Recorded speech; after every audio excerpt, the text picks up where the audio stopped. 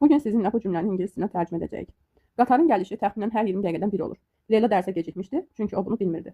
İndi isə gəlin ilk öncə sözlərin ingilisinə tərcüməsinə baxaq. Qatar olacaq train. Gəliş arrival. Təxminən approximately.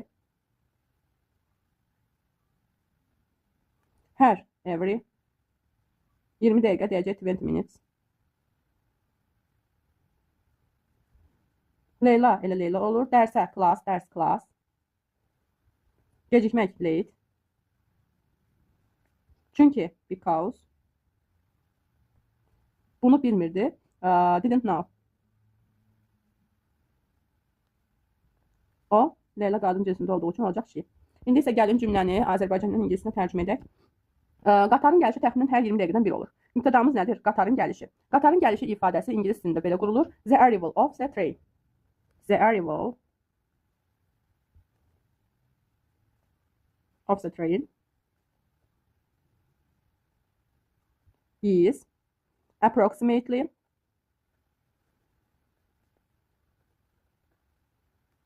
her 20 dəqiqədən bir every 20 minutes.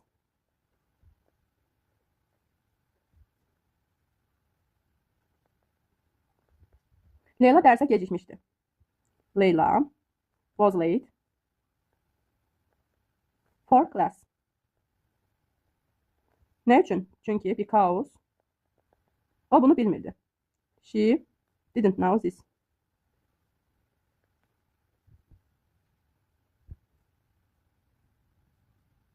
İndi biz burada every sözünü görürük. Every var deyə biz indiki zamanda verdik. Yəni əmizlərdən izlə işlətdik. Çünki the arrival of the train baxırıq ki, təkdədir. Bu səbəbdən izlə veririk. Arla yox.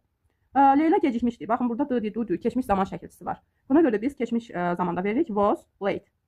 Was late. Nəyə gecikmişdi? Dərsə. Yəni dərs üçün gecikmişdir. For üçün deməkdir. Yəni dərs üçün, dərsə gecikmişdi.